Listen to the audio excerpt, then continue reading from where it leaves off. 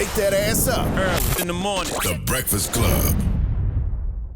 Morning, everybody. It's DJ Envy, Charlamagne the Guy. We are the Breakfast Club. We got a special guest in the building. A legend.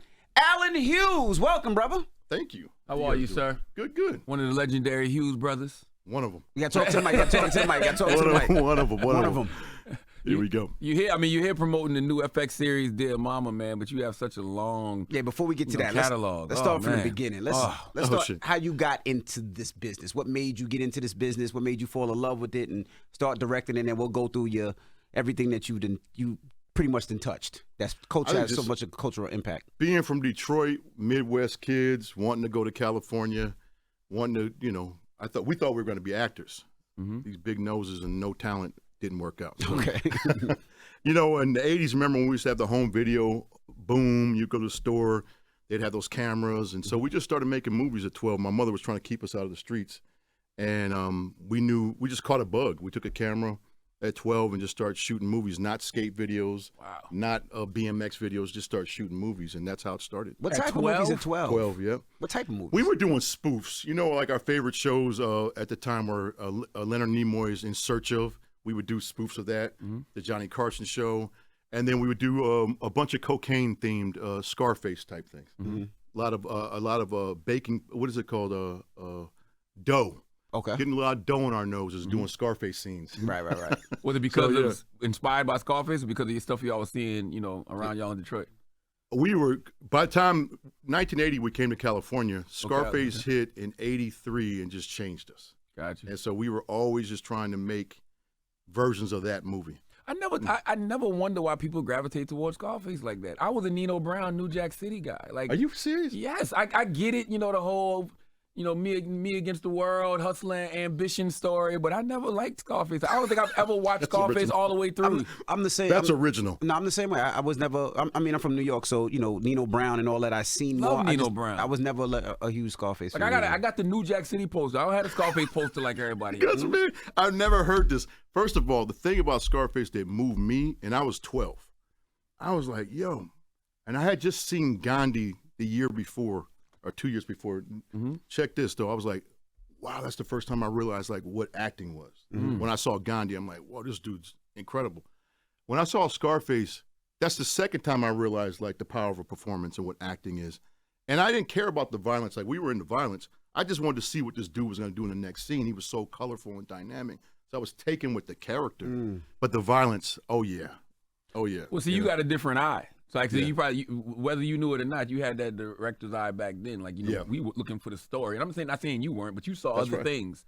Yeah, that's right. Yeah. Now you're looking for, in those scenes, Al Pacino was just so unusual and uncanny. So we took that into our filming. Right. We took all that stuff. And then once we got to high school, that was when you had public access cable. And we started making like, Compton Vice instead of Miami Vice, and little movies, Right. But it was, again, all cocaine themed for some goddamn reason. But crack was big at the time, and hip hop as well. Drug dealers were big at the time.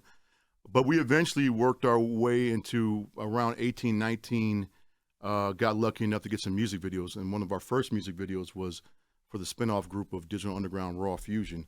With Money B, and that's when we met Tupac. Wow. And it was our first music video. Tupac was in our first music video.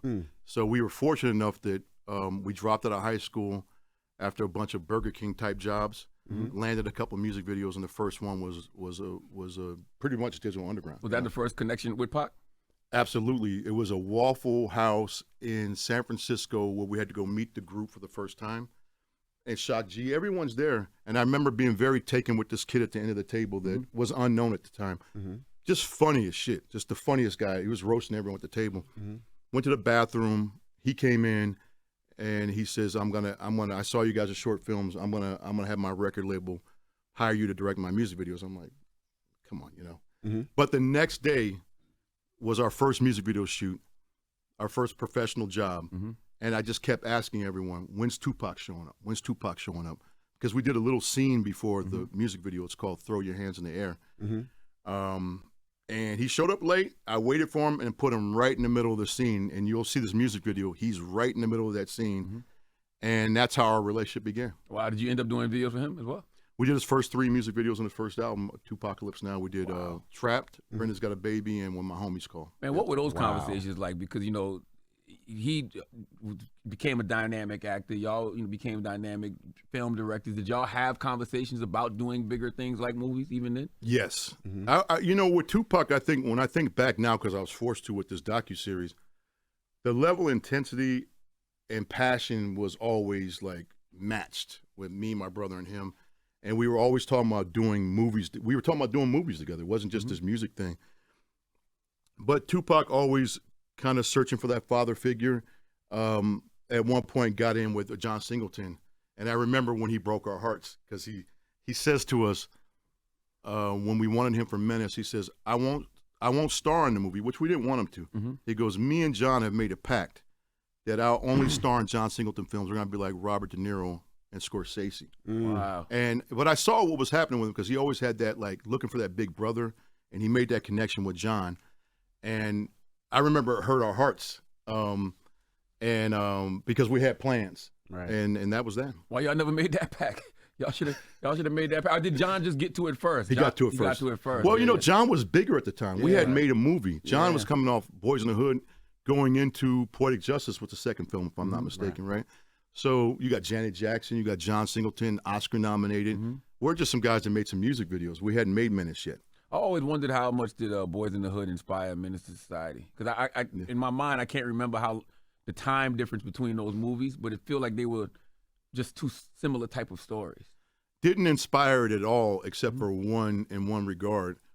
We had this idea since we were 15. So by the time we were 19 and Boys was catching all this heat and this attention, we had gotten an early copy of it, because in music video days you would get the film, and I remember being bummed because the marketing and Cube at the time. Remember how massive Cube was? He just left NWA, and it just seemed everything was perfect, And I saw the film, and I was like, "Oh, this is not what we want to do. This is more of the positive version." Menace was way grittier. Yeah. So it just made us double down on, like, oh no, we got to be more gangster with ours. And then we saw a film called American Me. You seen American Me? Hell yeah. We rewrote Menace. We saw that. We rewrote Menace. Like, that changed everything for us. So, what part was Pac supposed to play in Menace? He was supposed to play Sharif, the Muslim. The Muslim. Muslim brother. And, and therein lied the problem. Well, he didn't want to be the Muslim brother? He wanted to be an old dog? What's interesting is, by the time, let me back up a second. Okay. And the Muslim brother had a big part in Menace, too. He did. It wasn't a small part. I'll back up a second. When we were doing music videos with Tupac, and I think our relationship, our friendship, our intense friendship lasted maybe 9 months, I would pick him up at the Burbank airport, and that was that. One day I picked him up at the Burbank airport, didn't sleep last night. Him and his brother Mo Preem, and we went to the Paramount lot, and it was the first time he saw Juice. And I never even knew about Juice. And I just remember he had like 1 or 2 tattoos at the time. He wasn't tatted up. He wasn't whatever. I remember everything changed after he saw Juice. After he saw himself in Juice. A lot of people say that. They either say after he changed, after he played Juice, or after he saw himself in Juice. I saw it when he saw it. What I didn't know at the time was he was aware of what the critics were saying about him, because you get the early reviews. So he knew going in that this was well reviewed for him. But I saw a change. He saw a script. He saw a thing happening, because I always say Tupac signed his record deal 3 years too late. If you think about what he represented as far as like social justice, Black Power, all that stuff, that was 88. That was 87. He signed his deal in 91. Niggas for Life album was at the top of the charts. And I think he was always struggling with, like, damn, this is what's hot now. It's not who I am. But this gangster shit's hot now, and I saw that struggle in him. But when he saw Juice, you can see it in his actions after that. Like, describe it more, because we didn't know Pac personally. You knew him personally. So I saw was he more Sharif before Juice? Yeah. Okay. Yeah. But he was also more humorous, just lighthearted. Don't get me wrong. There was always that darkness there too, that edge there. But that's why y'all wanted him as Sharif, because that's what you've seen him as. That's right. We saw him as that enlightened brother, and funny. He would have brought a whole nother dimension to that role as well. Vontae Sweet was incredible in that role, don't get me wrong, but I think he saw that movie and he saw the script to the end. That's my personal feeling. Mm-hmm. He saw the script. He said he saw what people were reacting to, and Tupac is a performance artist. I think I don't think he was aware of that, but he's a consummate performance artist, and he just got edgier and darker after that, and then the tats started showing up. You know, I mean, rapidly, not like within 6 months. I'm talking about within weeks. You know, I saw you do an interview. You said, I might be paraphrasing. You said Tupac was just delusional in playing a role in a positive way. Man, they took a. What did that mean? They made clickbait out of something I never said quite like that. Okay. I can't claim that, you know, when you look at his death row era and you look at that persona, you know, some of that must have been in him, because like with any great performer, any great actor, you can't play something that's not something that's in you, you know. But I think Tupac was just a true artist, a true artist. I'm talking about like empathic too, and sensitive, and can take in anything and become anything. And I think, unfortunately, he got cut down in the progression of becoming a man early, you know, at 25. How, if any of us got removed from this earth at 25, I mean, what a shame, because we're not fully formed yet. Tupac seemed fully full formed. frontal cortex don't even develop till 25.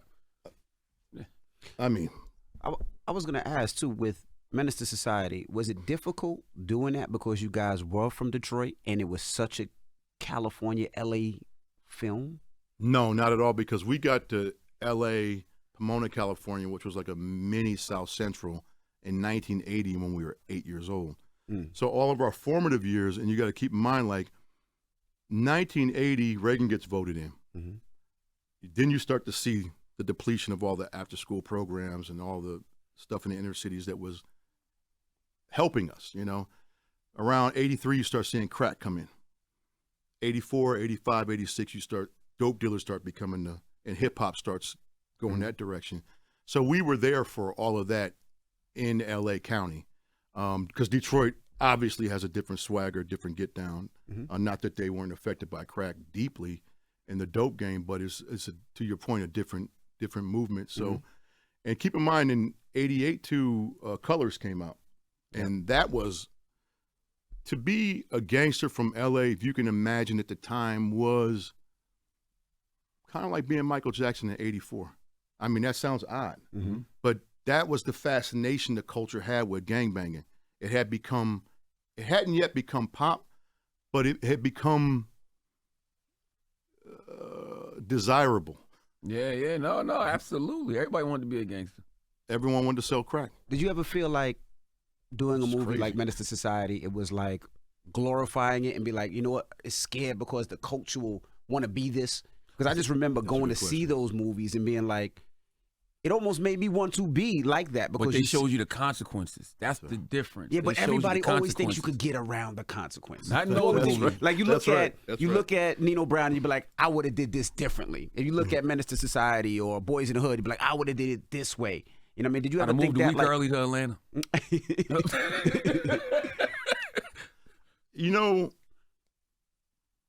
that always enters your mind, but we looked at Menace like, shit, like, let's just be as brutally honest about this, so when kids walk away, they're shook and they don't want to do this. There are, you know, when you do anything right in the cinema, you do anything right on wax, it is going to affect people that way as well. Like because there's a sexiness to it when you get it right. You know, whether it's The Godfather or NWA, there's something of it. It's punk rock. You know, there's something that's rebellious. There's something that's sexy to people about it. But if you tell the story and you give it heart and meaning, enough people will walk away and go, well, fuck, I don't want no parts of that. All right. And that was part of my challenge with Dear Mama when it came to the Tupac narrative, was like, I gotta make sure that these kids don't think it's sexy to go out like this. Because there's nothing sexy about getting shot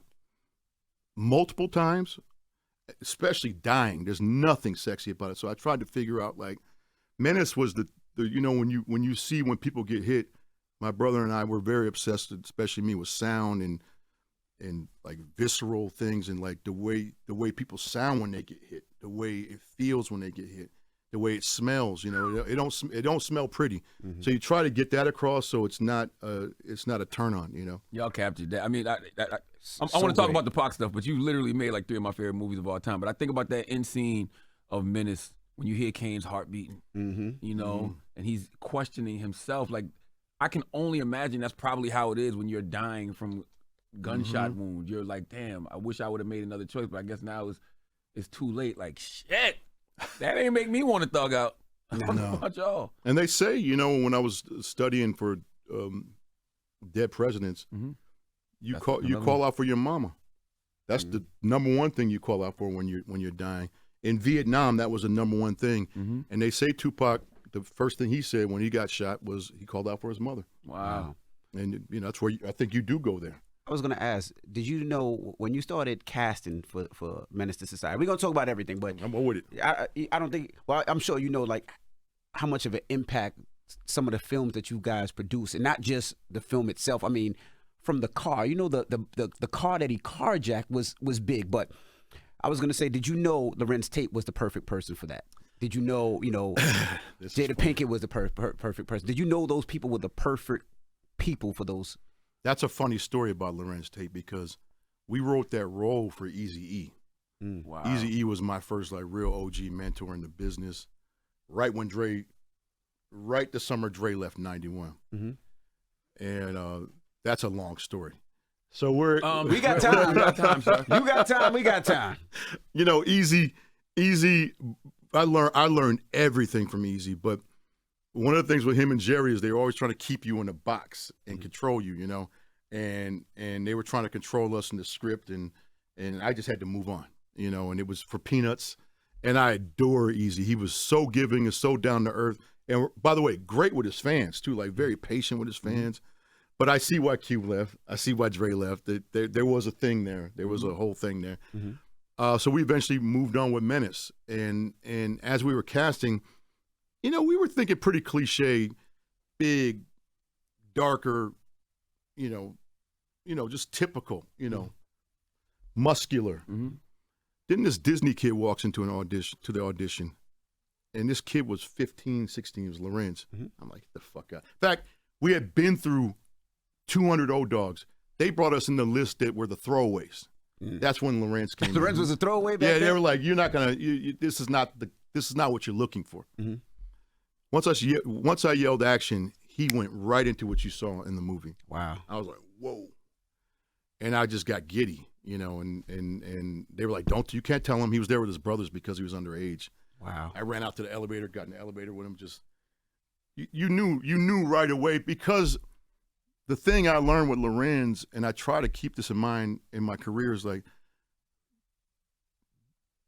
you know, like, don't get trapped in like what you think the role is, the way it's supposed to look. You know, expect the unexpected.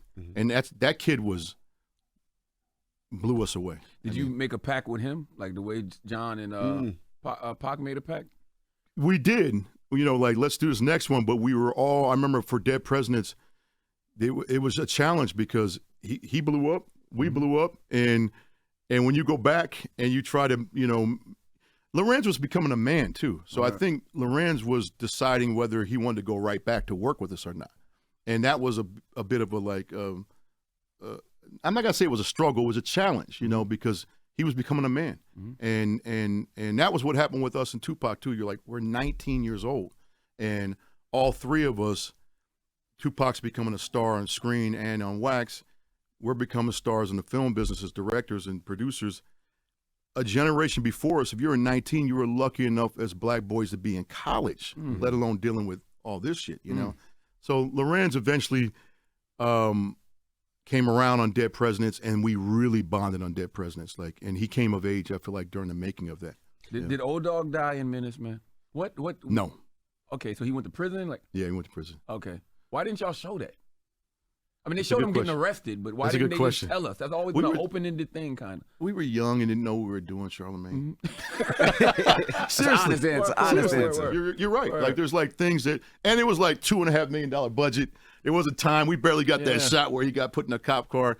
No, we were just young and dumb and lucky. And even with that, I didn't know if that was a flashback or he was getting arrested for the murders. That was the night of the shooting, and there was a whole scene with Jada crying on the porch and all kinds of things that we just cut out of the movie. Kane being put into the ambulance, that all got cut out. No, they wanted to do a sequel at one point, like 15 years ago, 10 years ago, and O-Dog was going to get out of prison because he was a juvenile. Yep. Wow, what would that? Did you even entertain that? Did you even? I didn't think I was entertaining it, and then we ended up in New Line's offices and like entertaining it, and but I never really wanted to do it. Yeah, I never, because I'm like, how do you just want to leave that classic? Yeah, the Dead Presidents, right? It was before I got one other question. When y'all did those lines, did you ever expect those lines to continue on forever? Like, you know, when Birdman would say, "Oh, you finished or you done?" That line never leaves. All three of y'all, you know. But like when you hear lines like, you done fucked up now, or the lines, "I feel sorry for your mother," or all those things. Did y'all know how far that was gonna go and how much impact that was gonna have on the culture to this day? Hell no. There's not one line in any movie of those movies that I felt that way for, except for, and I still didn't think this. There's that line, "Break yourself," when the guys pull up. Break yourself. Yeah. I remember me and my brother were driving down Sunset Boulevard in La Brea. We stopped at a light. They called it Hollywood back then because it was so cracked out.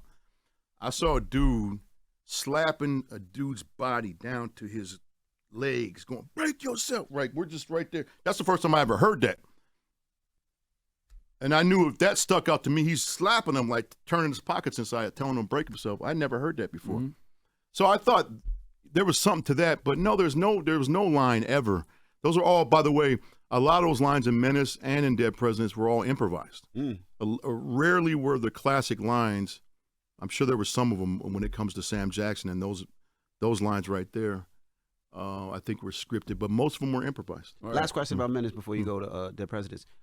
Were you ever nervous doing the movies and dealing with Eazy-E and dealing with people in L.A. that the other gangsters were going to come get money from it, you know what I mean? Or other gangsters were going to feel like you're not portraying it the right way. Or, we hear the stories about Training Day all the time where they said that they basically had to pay to use, pay the community, or would there be a problem? I don't remember y'all showing colors in Menace, though. No, that was the Grape Street Crips and Jordan Down Watts, and and we were in the middle of a truce. So we tried to stay away from. You see a little hues of blue, or you see some purple in the background because that's Grape Street Crips. And no, at the time too, you still like bartered with the neighborhood and the OGs to make sure that you were cool. But I got more trouble from the music industry when the Suge stuff was happening, and never, by the way, had any issues with him because I always stayed out of the way, out of the eye line. But that more was becoming a problem because people were seeing what Suge was doing, and street guys were coming in thinking they can do that too, and you would catch attempted extortions and stuff like that. So I experienced that more than anything in the streets. Dead Presidents was based off the trauma Black veterans feel when they come home from the military, right? What inspired that? Like, did you have family members that were in the military? Did you see that up close and personal? No, there was a book called Bloods. There was several stories of Black Vietnam veterans. In fact, I hadn't even thought about that till you said it. I hadn't had a family member come back from Vietnam, and to read these stories, and I say too, I learned this on the Dear Mama journey. It's like, it's one thing to have like what I call pedestrian trauma, which is traumas that we all go through, abuse, any forms of abuse, but to be Black, and I call it Black trauma because you have that plus, and so to read that book and to see what Black veterans had to come home to, you're minus 10, not just what the white and Latin brothers were coming home to, but the Black veterans was a different type of trauma, different type of disrespect, and that moved me, and that was that. So I had no experience of personal life with it. So what story were y'all trying to tell with Dead President? I think it was that. Okay, it was no. First of all, most of those guys on the front line were Black. Fighting that war, disproportionately losing their lives was the Black community, and the experience of like the aftermath, like coming home after that. I think we were too young and too ambitious. If you look at the movie, it's 3 different movies, It's a. It all makes sense though. Like I remember being young. When you're young, you think that's just a bank heist movie, right? Like, oh, it's exciting. You see the white face paint, which everybody still does now for Halloween. But then you get older, you start to peel back those layers of, oh man, okay, he was in the military, came home, PTSD, broke, girl cheating on him. Of course he's gonna be angry. You know what I mean? Of course he wanna, figure out a way to get some money. So it's just a lot of other different things you see as you get older. Yeah, I think the writing could have been better. Like. He makes the decision to do the heist, but he hadn't gotten shit on enough, I thought, as far as finding jobs and, like the beats that I know now in storytelling, like you got to go through a few more beats to earn the right to be shooting all those cops. And now you being too hard on yourself. Yeah, I mean, you see what's going on with mass murders now. And I was going to ask that man. No, because people lose it fast. Yes, and he was sleeping with his girl. Oh, that one alone. Yeah, you're right. He slept with his girl, then beat his ass. Yeah. Put the gun in his mouth. You know what? Sucked the gun. You know what's so funny? That movie didn't test well, and it did okay, right? I was going to say, it got 5 out of 10 Rotten Tomatoes. Yeah, but it's crazy. The movie's another cultural classic. You have to suffer now and, I guess get your reward later. But Denzel Washington taught me something. Name dropping like a motherfucker here, but. Well, you did a movie with him. I mean, name dropping, you did a classic movie with him. You put that gun, like Lorenz did, say Cuddy did to Lorenz's character. The biggest mistake of Dead Presidents was before he went down, he should have went back and served that guy. And you got to give that to the audience. You can't have your hero get done like that and not get some form of justice, right? Even if he's going to go to prison. And Denzel would talk to me about like the leading man and the hero, what position they should never be in, and that's one of them. If they're going to be in that position, there's got to be some get back for the audience. The audience that was a tough watch for the audience at the time to see Lorenz, his character, put in that position by that pimp-ish character, and he never got his, he never got the get back. But you say you wanted to shit on him, so he got shit on. He definitely got shit. Yeah. When you say get back, you mean like during that scene or before the heist or after the heist? Before the heist. I think like he should have went back and kicked that dude's door in and beat the shit out and throw him out a window, whatever the fuck it was, right? Before the heist. Okay. And I think the audience needed that moment. And it was just, all nihilism, however you pronounce it. No, it is something to that, because I feel like, a lot of times I hate certain movies is because I'm like, why did that? I'm saying this now. We can say it because it's been a long time. Queen and Slim. There was no reason for Queen and Slim to die at the end of that movie. I would have liked to seen them get away. Like it's good to have the hero win, especially when it's certain issues when it's black white stuff. Like why do we all like? I loved when Django got away. That's right. I loved when Django just rode off into the sunset. You know what I mean? Why can't we have more of that hero story? I love you guys' wall, though, by the way. Shit, look at that. Yeah. Thank you. These are some of the moments that happen up here, so a lot of those are the actual moments. Now we're going to get back to I got distracted by the wall. We're going to finish the wall, too. We got to finish this side, too. I was going to ask, was it strategic to do the presidents on the East Coast because you did Menace on the West? Was that strategic, or it was just casting? Probably unconscious. But I'll tell you, when we got to New York to make Dead Presidents, and we caught that NYC ass whooping, and I don't know how to describe that. What do you mean ass whooping? Like the whole movement out here, we weren't ready for it. Like the way culture's stacked, the way you better hit that doorman with the tip, whatever it is. Like everyone's a little racket and everything. Just the New York Minute thing beat the brakes off us for the first 3 months. I mean, we went into a deep depression. Really? But the bounce out of it changed us and made us like. It was an incredible thing for us, like a college. We weren't used to. California is like they talk about this country being defined by race and space. California is the very definition of race and space. Everyone's in their own corner. You get to New York and you see all the ethnic groups on top of each other, and that all those hustles, all going 24 hours like that. Coming from Cali, you're not used to that was we had a ball making that film here in New York, and I remember every borough too, and I remember going to Montauk fishing for the first time out here. I still go every year. Just it changed. It opened our world up culturally, as far as food, everything. New York opened us up, but it whipped our ass at first. Now, were you and Pac on good terms when he passed? Because I know y'all had a kerfuffle once. No, I kind of that's a strange, because he did apologize. What was the kerfuffle? I don't remember. How you forget that? I don't know. Classic moment. I don't know. Tupac put hands on the Hughes brothers, and you remember he was on Yo MTV Raps, and Ed Lover was trying to cover his mouth and say, because he was talking about putting hands on. That's how I won the case. Really? Yep. For him doing MTV. You think? I had a shitty attorney. First of all, just so you know, after it happened, because it was 10 guys that. So what happened for people that don't know? There's Oh my God, this is the story. A lot of people don't know. I didn't sleep enough to tell this story. Well, we eventually had to fire him from Menace because he was just becoming a handful, and I could tell there was no way for us to. It was starting before Menace, and I tried to work it out with him, but he just, in my opinion, wasn't being reasonable, and I'm sure he would say the same of me. Of course. And this is between me and him. How do you fire Tupac, though? Say again? How do you fire Tupac? Who had that conversation? Who had that conversation? Who walks in that trailer? It was in pre-production, so we were in rehearsals where we had several little blowouts. And then I called him later that night. Well, he told me to call his manager. I called his manager. His manager's like, well, Tupac this, Tupac that. Let me talk to Tupac. Called Tupac. He goes, I'm not talking to you. Talk to my manager. I said, like, there's no way we can't do this, Tupac. Like, if I can't talk to you, I'm going to have to let you go. Talk to my manager. So next day I went to New Line Cinema and I said, we got to let him go. Oh, so you didn't want to fire him? No. You wanted to work it out? out? No, I wanted to work it out. Wow. Yeah.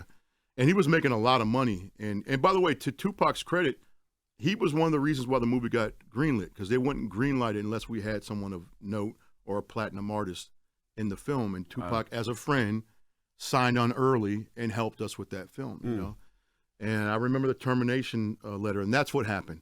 He got terminated, and there was rumors that Tupac was looking for us.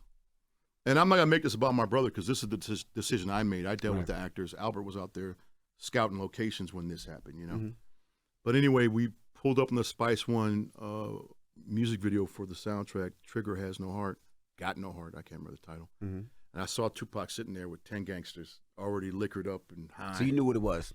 Yeah, and that's what happened. I'll just make this story short, because it got bloody, it got brutal on me. And but what was the point I was on making? Did you fear for your life in it? Yeah. Oh, I thought it was a wrap. I mean, in the middle of it, when the beatdown was going down, I saw the blood, felt the blood. I mean, the thing that was a miracle was because I had never been beat up before. I'd never. I've been in a lot of fights, but I'd never been beat down. And I'm not no fighter ass dude either, so I'm not trying to act like I got hands or anything like that. But I just remember going, damn, I don't feel anything. I was amazed by what the adrenaline does. And I had to go to the hospital. It was that bad, and that's what happened. And you said him on Yo MTV Raps is what got you. Oh, so what happened? That's it. You got the point. So there was a mutual friend, mutual friends. I'm like, just tell him to meet me in the park. I was like, meet me in the park, man. I'm not threatening you. I've seen people hug, tongue kiss, catch a beat down the park. Whatever it is, let's resolve it as men, just one-on-one. What did you want? I just wanted hug to a tongue kiss. What? Why were those the options? I'm just saying that's what I see in the park. Okay, got you. I've seen all kinds of things go down in the park, And this was in L.A. or New York? In L.A. In L.A. And I just kept getting rejected. And I said, all right, so that's when I took it to court. And I had a real shitty attorney. And I'm in the preliminary stage. I go, you know what? Pull the MTV, that moment you're talking about, where he's threatening and re-threatening. And he confessed to it. Yep. And says, and said he's going to do it again. Yeah, when I catch him in traffic, I said, pull the tape, let's show that to the jury. When they showed that tape to the jury, you should have saw their faces. That's what won the case. Wow. Who's Ed Lover too? Ed Lover was trying to save Pac from himself. Yeah, he was trying. Yeah, I remember now. He was trying to cover his mouth and he couldn't. I remember. Yeah. Crazy. How did you feel when you first saw that on your MTV Rap? Did you see it yourself? Or? Yeah. I saw it live. How did that make you feel as a person? And how did that impact your life? That's a great question. Because when I did Dear Mama, was the first time I realized, like, oh, there was trauma. Mm. That, you know, me, I'm just like, just move past it. I never really recognized the thing. So at the time, it was surreal. Tupac was one of the most surreal motherfuckers on the planet. Like, anything he did, it was, like, surreal. So it wasn't real. It wasn't real. I don't remember feeling like, oh, my God, I got to watch out for myself. I remember with Tupac, because we were so much contemporaries, and I knew him intimately. Like, we spent a lot of time, like, as friends together. I didn't fear him like that, and he wasn't the image to me that people thought he was. I actually saw more of the sensitive, understanding side of Tupac than anything. The well-read side of Tupac, the reasonable side of Tupac. So when I saw him doing that, I think something in me was like, he's grandstanding, and you know, I can't wait to see him again without the dudes. Not like let's fight, but I can't wait to see him again without the dudes. I think some people are concerned that you might try to paint Pac in a negative light because of that situation with Dear Mama. Because I remember when they first announced it, I saw people that are close to Pac online saying, like, no, why is he doing Dear Mama? Like, what story is he going to tell? What kind of bitch-ass shit would I be on to, first of all, not be proud of, like, the icon he's become? And why would I want to shit on that? If anything, the reason why I took the job was I want to understand him more. And I'm trying to understand, like, and I don't want, you go around the world, Africa, South America, Asia, Europe, you see that mural. You don't see anyone around the world like that. I don't give a fuck who it is. Like, you don't see him in Africa like you see Tupac. And I always looked when I was traveling, I go, man, I wonder, he's the strange, paradoxical, if I can use that word, 20th century figure that you can project anything you want to into. Lover, fighter, saint, sinner, poet, philosopher, violence, whatever you want to see, you'll see in Tupac. You know, I've noticed that about him. He's almost biblical in that way. But I was upset by that. I'll go, what's the true meaning of this journey? And I had to go back to his mother to find that. And that fight for social justice and what he truly stood for, what his true morals were. So when people were saying all that stuff, and they continue to say that stuff about me, is like, and as black men and as black boys, I think it's really dangerous for us not to acknowledge, like, you know, the trauma and trying to heal it too, trying to get some understanding. Absolutely. Like, why would I come into this? And my arrogance, my only confidence in this whole journey was like, you know what? I just don't feel like his story was ever done justice in the documentaries and the features. Really? I just feel like it was always surface stuff, and not to knock anyone, because there was some docs and some stuff that was decent, but, you know, all the power of cinema that I can bring in emotions and spiritual, psychological, sensual, like, I just want to understand him, you know, and you can't judge. The audience can feel too when you're judging someone like that. That's you can't do that. I say too, like, Tupac is on. It's like your grandma has MLK, JFK, and Jesus over there. Tupac's on that other wall. So you got to be real mindful when you're dealing with something like that. So break down what it is for people that don't know. Is it a mini series? Is it docu-series? Is it weekly? So for people that don't know, it's a docu-series, 5 parts. And it's the first week, April 21st, it drops on FX. The first 2 episodes come out that night, and then the next day on Hulu. Streaming. Damn, I'm marketing some shit now. And then week to week. How hard is it to gather all of these different stories together to film? Because it's not just Pac, it's his mother as well, right? So yeah, how hard is it to gather these stories? It's very difficult because it's like on the Afeni side, there was virtually nothing. No footage, very little pictures. And she's got a rich history. Especially, obviously, her Panther years and what she was on trial for with the Panther 21. They were facing 360 years for allegedly trying to bomb all kinds of things in New York. And Afeni represented herself, which is bold, to say the least. So it's very hard, difficult to go back and, you know, you have to do, it's like an excavation. You're trying to find things. But we fortunately found a lot of footage, not a lot, enough on her, and enough photos that hadn't been seen, enough stuff with Tupac that hadn't been seen. And the one thing that was odd was there was no footage of them together, of him and his mother together. Really? None. Not even as a young boy? No footage.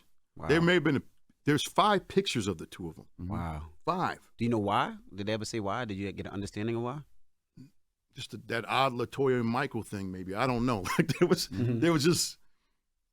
So, I would go back to the music videos for other reasons. I would get the outtakes. I always do that. Let's get the outtakes. Let's find the moment before the moment after the moment. And I found in the I Get Around video a lunch break that they shot, a barbecue. And there he is sitting with his mother eating barbecue. Wow. Really? And it's in the film. It's only like 15 seconds, but it's the only time you see them two together. So we'll see never before seen footage. Yep. Okay. Yeah, a ton of that stuff. And the other thing about the approach in the documentary for me was like trying to understand Tupac, me being raised by a single woman, me being raised by a feminist activist, a woman's rights. My mom was like on the forefront of the women's rights. I don't know why I do like that, but Women's rights, fight the power. So I was like, what's the saying? The sins of the father. I'm like, so what about the actions of the mother and the thoughts of the mother and all these single mothers out here? I figured I'd find Tupac through his mother. And one of my favorite films is The Godfather 2. When you're jumping the timelines back and forth and understanding how things got the way they got. So that was the approach. I got a couple more questions because I know you got to go. What's going on with the Marvin Gaye biopic? Is that happening? We'll see. Damn. We'll see. We'll It's see. supposed to be Dr. Dre and y'all. Yeah, It's just we'll like, see. We'll see. It's a little more complicated. We got the script. It's a great script. But a funny little thing happened on the way to the bank. Snoop Dogg came to me to do with his biopic, Yeah. and that's being fast tracked right now. Marvin is ready, but there's some elements that need to get in place. We got most of the music. I mean, all the music. What am I talking about? Most of the music, but it's far more So complicated. y'all have the rights to the music and everything? Oh yeah, we had that. That was the first time that had been done. That's a tough one. That Oh, right that's there, that's difficult. one of them ones you can't fuck up. No, Like, that's got to be Ray no. level. What's love got to do with it? Like, Part of the challenge for me was when Snoop came to me with his biopic, and I saw that Universal was that enthusiastic about getting it done right now, and I saw that I could tell an inspiring story, but go back to the hood. I go, you know what? This is probably smarter for me to do first because it's something I'm familiar with, the music, the culture. Let me do this first, and not just jump into Marvin. Because Marvin is there's a you got to thread a needle. And, that I think with Snoop and his story, it's more innate to me. And I'm like, let me get those reps in. Let me get this out right now. Because Marvin is like a whole nother ballgame. you have talent attached to it? Do y'all know who's going to play Marvin? Or? No. Okay. No, okay. we think we know. But I prefer being unknown, Marvin. And how much of the Snoop are y'all done? How much of it? Yeah. Script is in this month, and we're meant to be shooting at the end of summer. That movie got to be Menace to Society, Boys in the Hood type. That's I would right. think. Well, Snoop? That's right. Yeah. But see, the thing It with starts Snoop is, that way. Okay. It starts that way. what Snoop is dope is because remember everything he goes through for Death Row and then he buys it back and owns it, which is Nah, amazing. forget all that. I want to go back to the 90s. But you got to do all that. But the murder was the case. That's you know go what I through mean? all that. But You want to go back to his crack dealing Correct. days. Yeah. But it has to end with him buying the catalog and owning Death Row. You know what's funny? You said that I hadn't thought about that. Yeah. Him not having his masters and all that, and then coming back to him owning it all. That's, You know what Snoop That's did gold. recently? I don't know if I'm out in this right now, but listen, I adore this guy. Like, this dude is so special. We love Snoop. So grounded, such a great listener, he's a sage. He gave Dr. Dre the Chronic bang. Oh, I didn't know that. I didn't know that either. He bought the whole Death Row thing, Catalog, yeah. gave Dre the Chronic, gave it to him. Wow. I said, Snoop, who does that? Michael Jackson. That's Michael Jackson shit. Who do you do that with? Well, Michael had got the Sony, the half of Sony publishing because he had the Beatles catalog, so it was Sony ATV, and I think he gave it back to Little Richard, if I'm not mistaken. Oh, okay. I hadn't heard that Yeah, story. yeah, He yeah, definitely didn't get Paul back and shit. No, he didn't No, get the Beatles back. He did it to mostly black artists. Wow. But I definitely know it was Little Richard. I forgot who it was, though. When Snoop did that, though, I was like, wow. Wow. Gave it to him. That's Wow. crazy. Wow. I got to ask you about the Book of Eli because I love the Book of Eli. I think that's a very slept-on movie. It made me question scripture in a real way because, the Book of Eli was written from Denzel's interpretation of the Bible, what he had in his mind. Did you feel that way about religion before, like when y'all went into it? Not religious at all. very spiritual, not much into the Bible. Wasn't raised in the church, been in the church though. Excuse me. I think my brother considers himself an atheist, so that's how hardcore it is going into that movie. No, so I was just moved by the narrative and the values and the meaning and the themes of purpose and the fact that this dude, there's a guy, John Muir, back 100 years ago that like figured nature out. He's an Irishman, and his father was a preacher that beat into him. He memorized the Old Testament by heart. That's how I knew it was possible. Wow. And but he became a naturalist, like a nature guy. No, I was fascinated by faith and sacrifice and purpose, because that's where I was in my life, you know.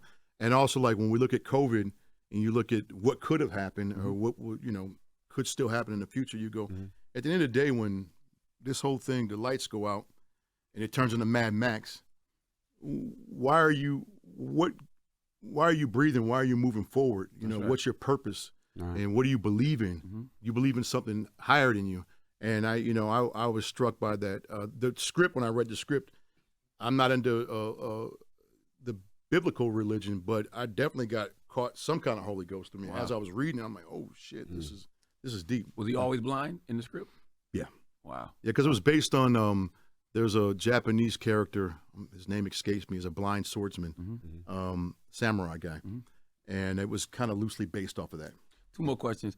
How come it seems like the essence of those movies, Menace to Society, Dead Presidents, why can't we capture that now? I don't feel like anybody can capture the essence of those great 90s films now. Maybe I'm just old. Nah, not I'm at stuck all. in my ways, No. but I just don't feel like nobody captures those anymore. I don't get moved. The feelings like are that. not the same. Especially with black. Well, when you see black entertainment right now, I'm gonna go somewhere with this, and you see all the Sharpie beards and Don't insult Envy, please. That's Please hilarious. don't insult him. You know, and you look Talks about back. me all the time.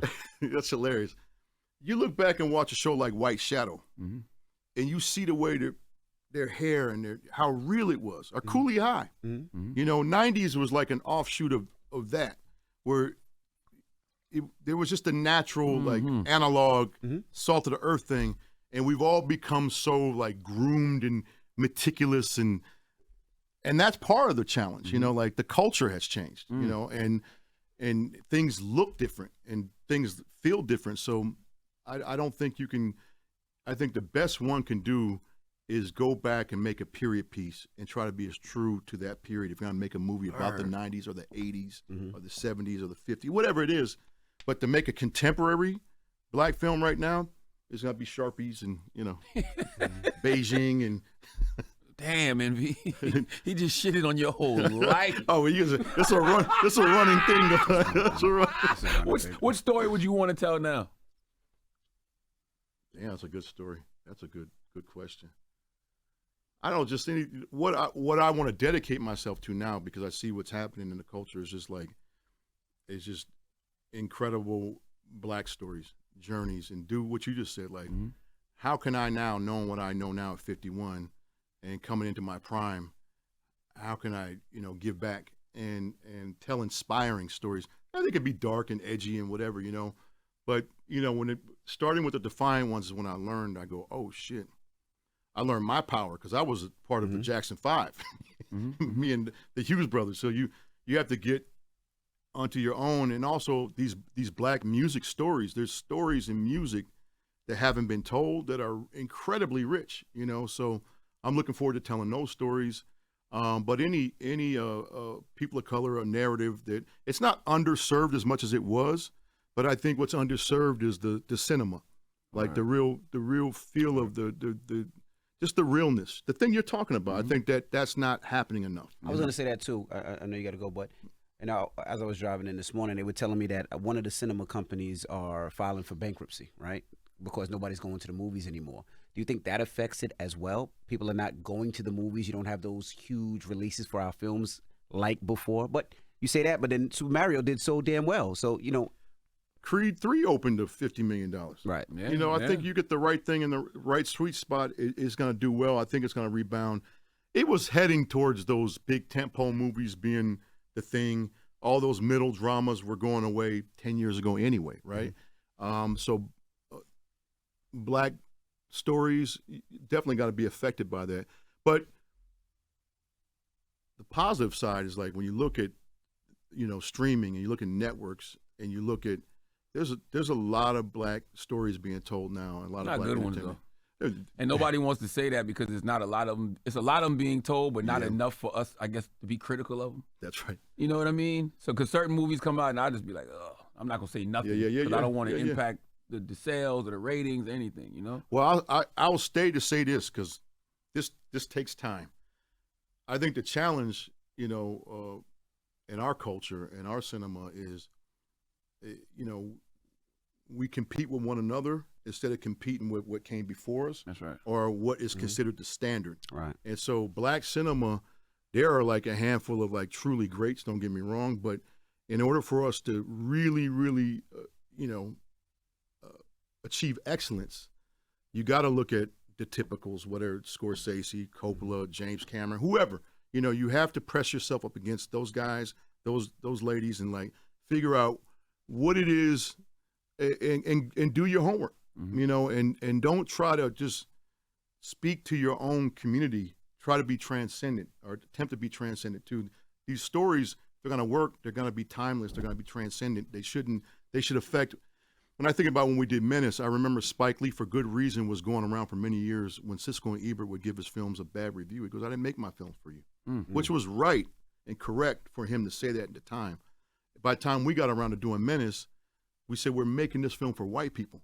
Black people already know what this is, and we assume they'll get it. But we need white people to understand what's going on with these these kids in these communities, right? But the power of our knowledge of cinema is what got us over. Right. And I think that's the other thing I want to do. Colleges, high schools, I want to go back, and I think more of us, we say that, but like really go back and take the knowledge in the game to the youth. And I think about my journey, my brother's journey. We didn't have the OGs that took us under their wings were in the music business. Eazy-E, Russell Simmons, Jimmy Iovine, Dr. Dre. I never had any men or women in the movie business that we sat down with, white or black, take us under their wing and share their knowledge with us. Ever. Never happened. And we sat down with a lot of them. They just don't do it. I don't know why they don't do it. But we need to start sharing more of that game on storytelling, on technique, on emotion, on spirit, on psychology, whatever it is. Like you gotta give it. And I don't think enough's been given to black filmmakers, in that regard. Well said. Well, Alan Hughes. Real OG I Williams love right these there. chairs. I love these chairs. Oh, thank you. See, I like when the director says stuff like that. Right. Well, Alan Hughes, make sure you check out Dear Mama. You can see it everywhere on the 21st. That's right. And On it's FX. On FX, and it's The Breakfast Club. Good morning. Wake that ass up. In the morning. The Breakfast Club.